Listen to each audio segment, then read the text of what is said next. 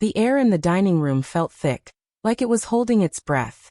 My fork hovered over the plate, a piece of chicken speared but forgotten, as Sarah's words sliced through the quiet.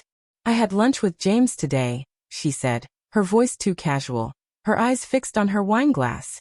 My heart lurched, a cold jolt spreading through my chest like spilled ink. James. Her ex. The man she swore she'd cut from her life 2 decades ago, when we built ours together. I stared at her, waiting for more, but she just sipped her wine, lips trembling against the rim. "How was it?" I asked, my voice steady despite the storm brewing inside. She froze, her fingers tightening around the stem of the glass, and in that split second of silence, I knew something was unraveling. The dining room, with its warm oak table and the faint hum of the refrigerator in the kitchen, had always been our sanctuary. We'd laughed here, planned our future, whispered dreams over candlelight. Now it felt like a stage, every detail sharp and accusing. The scuff on the table from our daughter's crayons, the faint clink of Sarah's wedding ring against her glass. I watched her, searching for the woman I'd loved for 20 years, but her face was a mask, her green eyes darting away from mine. "It was fine," she said finally, setting the glass down too carefully. "Just catching up." Her words were light, but they landed heavy, each one a pebble in the growing pile of doubt. I wanted to believe her. God, I did. But my mind replayed the past few months. Her late nights at the office, the way her phone glowed in her hand at odd hours, her distracted smiles. Small things I'd brushed off as stress as life. Now they glowed like embers. "Catching up," I echoed, my voice tighter now. "After all this time?" She nodded, pushing a strand of auburn hair behind her ear. A nervous tick I hadn't seen in years. "He's in town for work. It was just lunch, Mark." Her tone was defensive, a crack in her calm, and it made my stomach twist. I set my fork down, the metal clattering against the plate, louder than I meant. The conversation shifted to safer ground. Our daughter's school, the leaky faucet, but my thoughts spiraled. James. The name alone was a ghost, conjuring memories of Sarah's stories from her early 20s, when she and James were wildfire, all passion and chaos. She'd chosen me, though steady, dependable Mark. Or so I thought. As she cleared the plates, her movements brisk, I noticed the way her shoulders tensed, like she was bracing for something. I wanted to ask more, to demand answers, but fear held me back. What if I pushed and the truth was worse than the suspicion? That night, I lay awake, the bedroom cloaked in shadows. Sarah's breathing was soft beside me, but it felt like a lie. The moonlight slanted through the blinds, casting stripes across her face, and I wondered when she'd become a stranger. My mind churned. Had she laughed with him today? Had she leaned closer, her hand brushing his, the way she used to with me? I rolled over, my back to her, and stared at the wall, where a framed photo of us hung slightly crooked. 20 years. 2 decades of shared mornings, quiet fights, and promises. Was it all crumbling because of one lunch? The next morning, she was up before me, humming in the kitchen. The normalcy of it, coffee brewing, toast popping, felt wrong, like a scene staged for my benefit.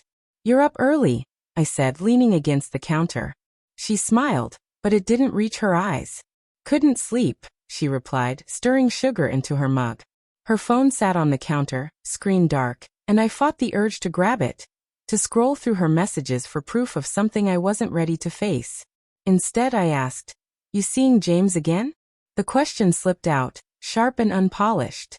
Her spoon paused mid-stir, and the air grew heavy again. "No," she said too quickly. "It was just once."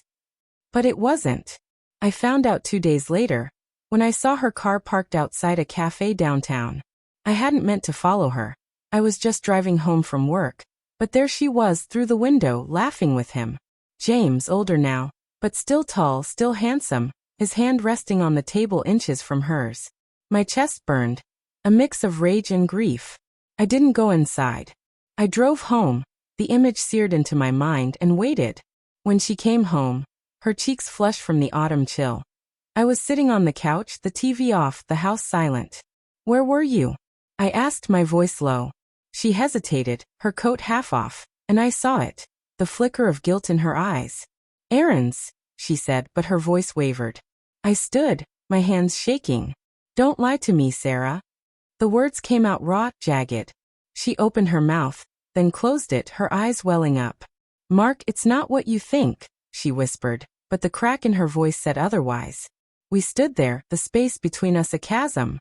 "Then tell me," I said, stepping closer. "Tell me what it is." Her tears spilled over, and she sank onto the couch, her hands covering her face. "I don't know how it happened," she said, her voice muffled. "It was just lunch at first, but then, I missed him. I missed who I was with him." Her words were a knife, twisting deep. I wanted to scream, to shake her, but I just stood there, numb. "Do you love him?" I asked, dreading the answer. She looked up, her face streaked with tears. "I love you," she said, but it sounded like a plea, not a promise. The truth unraveled over the next hour. Lunches had become dinners. Texts had become calls. She swore it hadn't gone further, but her eyes told me she wasn't sure she'd stopped it if it had. I felt sick, betrayed not just by her but by the life we'd built. "Why?" I asked, my voice breaking. She shook her head, sobbing. "I don't know. I was lonely, Mark. You were always working and I felt invisible." Her words stung, because they weren't entirely wrong. I'd been distant, consumed by my job, assuming our love was unshakable. I walked out, needing air, needing space. The night was cold, the stars sharp above our suburban street. I thought of our daughter, asleep upstairs, oblivious to the fracture in her world. I thought of Sarah, flawed and human, and how much I still loved her even now. But trust, once broken, is a fragile thing to rebuild. When I went back inside, Sarah was still on the couch, her eyes red, her hands clasped like she was praying. "What now?" she whispered. I didn't answer. Not because I didn't want to, but because I didn't know. The betrayal was real, but so was our life together. As I stood there, the weight of 20 years pressed against the pain of her confession, and I realized the real twist wasn't her betrayal. It was that I wasn't sure I could let her go, even now.